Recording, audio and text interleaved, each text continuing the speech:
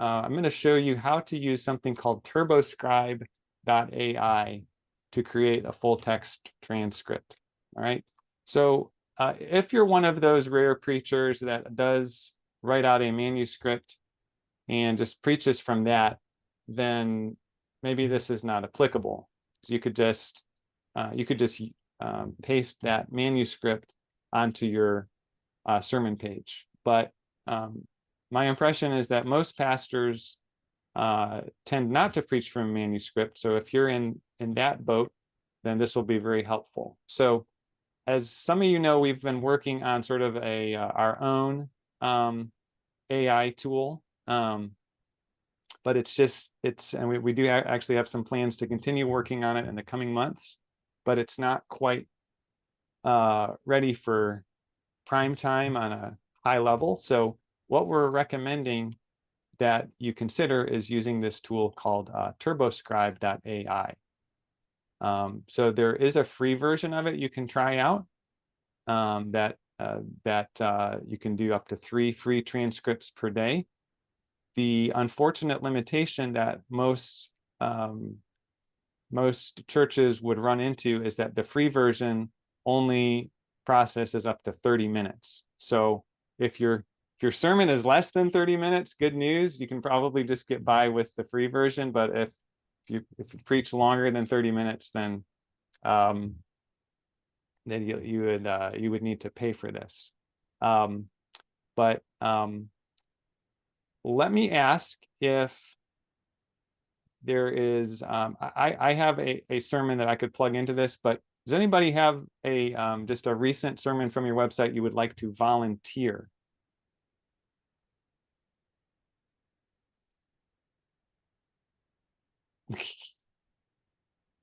What?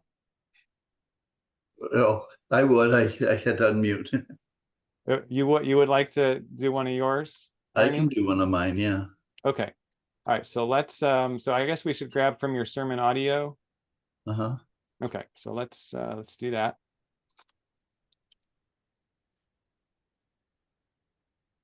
All right. So basically what we're looking for is the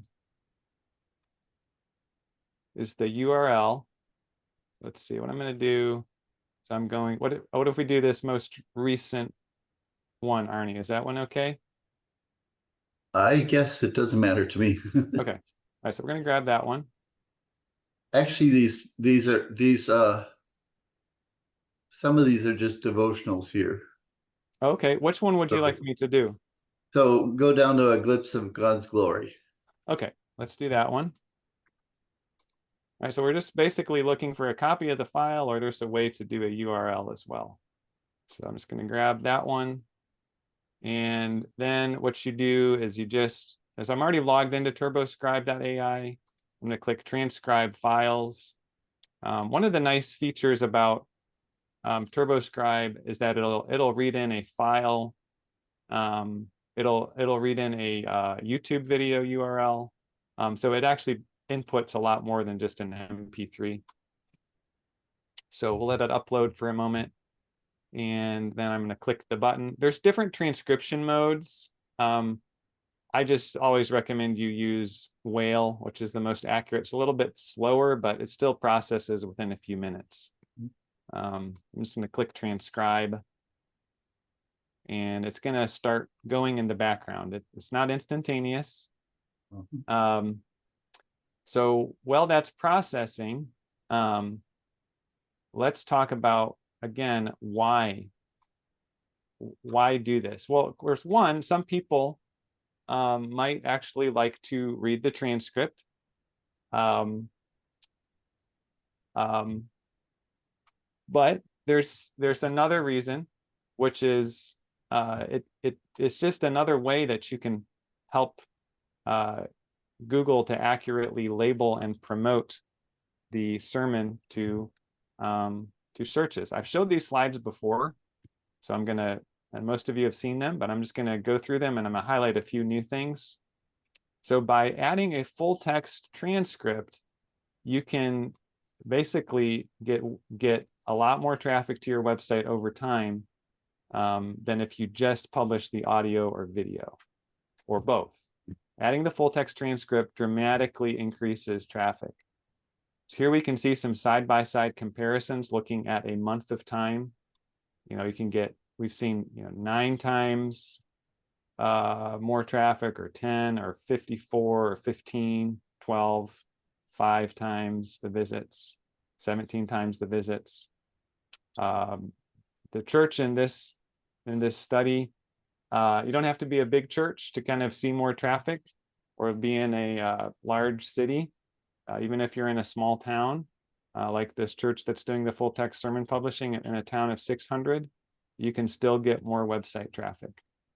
And this is looking at, these ones are looking at what it looks like over the course of 12 months. 50 times the visits. The one on the right is the full text sermon publishing versus one on the left is not full text.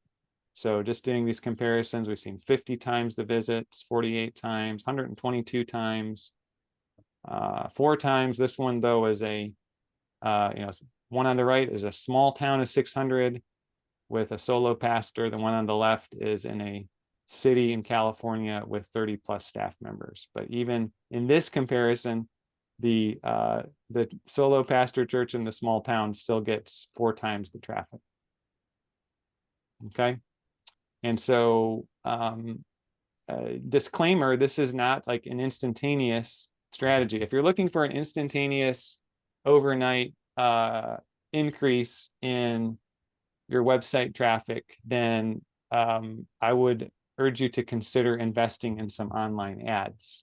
But if you're looking for a long-term strategy, this is a great strategy. It's the best one that I know of, is to simply add a full text sermon. So you can see that these dark blue bars is a church that did not publish the full text, and the light blue bars are the church that did publish the full text. And you can see it started out as lower traffic, but now it's increased to be dramatically more. And here's another view of it, is that you do need to be prepared to stick with the full text sermon publishing for basically at least 1.5 years before you're really going to notice a significant difference in your website traffic. But after 2 years, you could expect that your website traffic might be 3.5 times what it was when you started. After 3 years, 8 times, and after 4 years, it might be as much as 25 times more than what it is today. All right, so what are the ingredients to this? It's very simple. The main thing is just establishing a rhythm of publishing the full text every week over time. But there's a couple of little things. So here's an example from that church, which is doing the full text sermon publishing. These are like actual keywords I just grabbed a few days ago.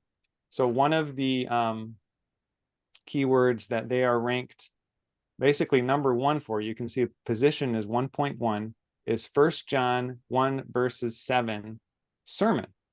1 John 1 verses 7 sermon. Sure enough, if you do a search for 1 John 1 verse 7 sermon, unionvillebpc.com shows up. And over the past 3 months, there's been 120 people that have searched for this, and they've gotten 23 clicks through to their website.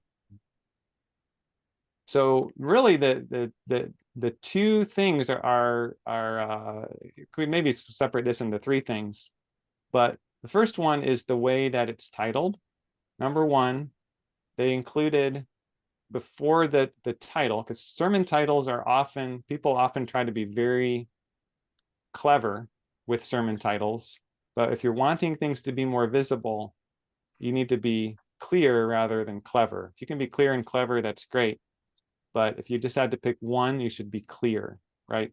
So the fact that this sermon is labeled sermon on 1 John 1 verses 3 through 7, and then it gives the sermon title, goes a long way to help it be properly recognized by Google as being relevant to that keyword.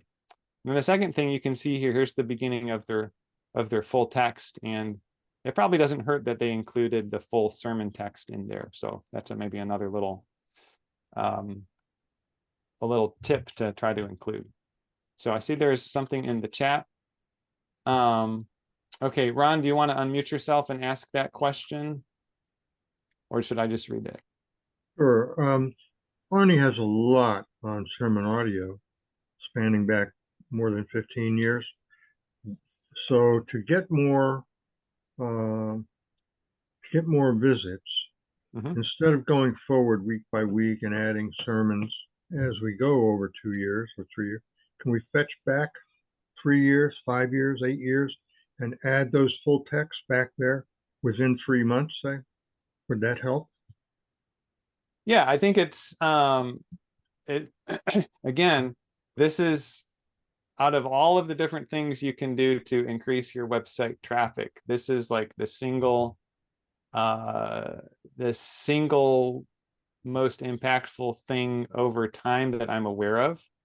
You cannot expect immediate results. But yeah, I would expect that if you follow this recipe and you start building that out, it is going to take some time for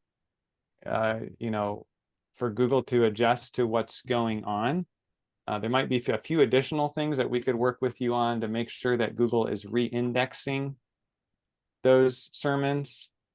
And I can't promise you that you would necessarily be able to fast track the results of year 4 after just 1 year. I don't know if that would happen or not, but over time, this Google loves this. The search engines love this. Okay, thank you. Yeah. Again, if just to reiterate, like if you're looking for if you're ever in a situation where you're looking for, getting visibility quickly, kind of overnight at the flip of a switch, that's what online ads are really good at.